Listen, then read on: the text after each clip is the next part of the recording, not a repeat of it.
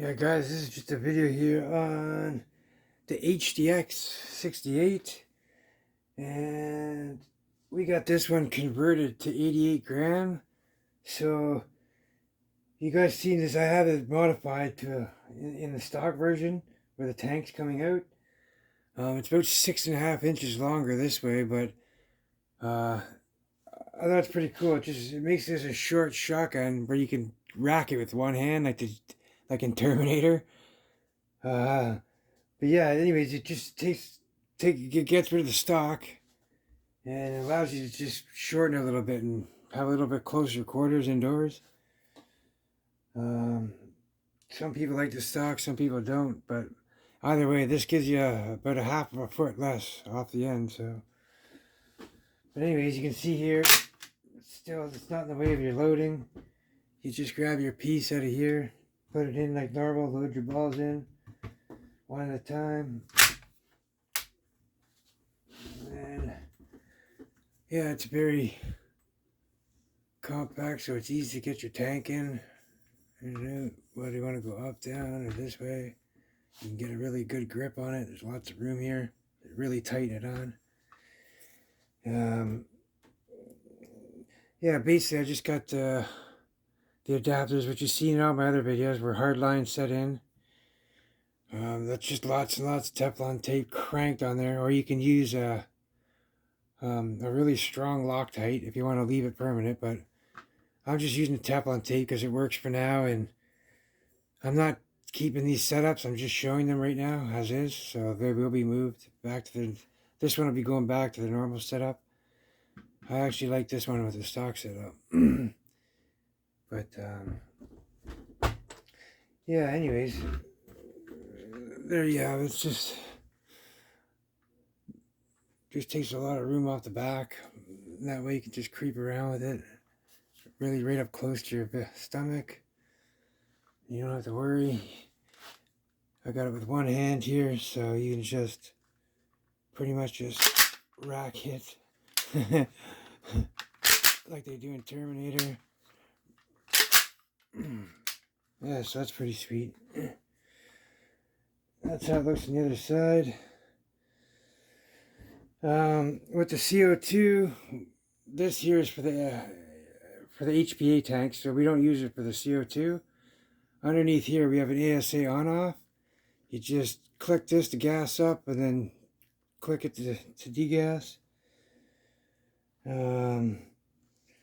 Oh, you know what? I don't even have a degasser on this one, but I have a 2-hole universal adapter, and on my other setup, and there's a degasser there, so I just turn the screw and it'll let all the air out. But then again, we do have a degasser still, so we have the pin, so when we're down, we'll just and empty it out. So actually, there's no problem.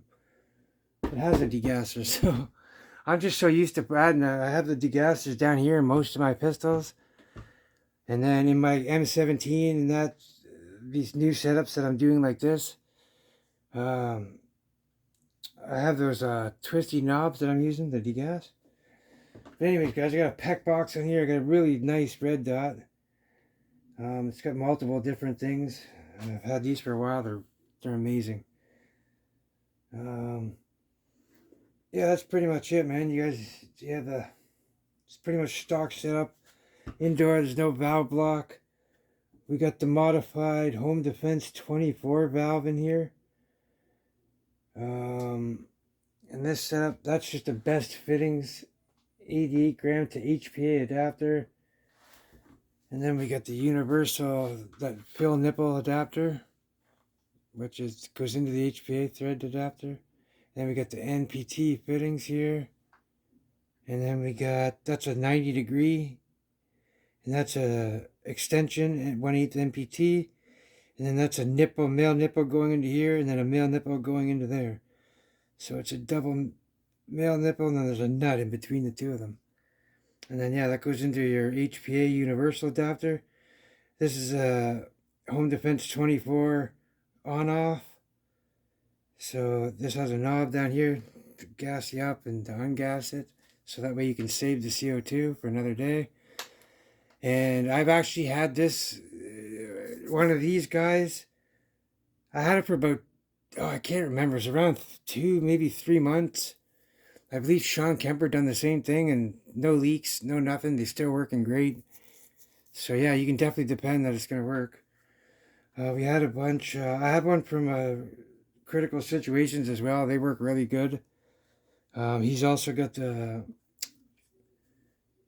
88 gram setups too. I believe they're the ones where you have to cut the tube off. The one I have in here now is just a drop-in, so you replace the whole tube, you take that whole setting valve part out, and you just drop the other valve in and it screws the 88 gram in. And by the way, guys, this is 50 joules. I'm cracking off. I have a video shooting 50 joules, like 49 point something joules or whatever. Off camera, I'm getting 50. Many people are getting 50 joules, 51 joules.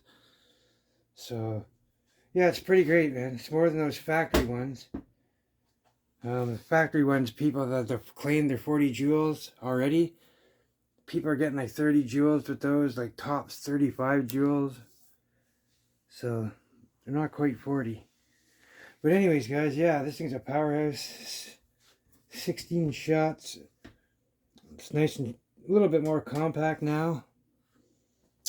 Yeah, it's pretty much it. You got a nice little rammer tip with all them spikes. It's full metal build, pretty much. Most of it's all metal. A few odd plastic parts like the grip. And the grip here, the pump grip.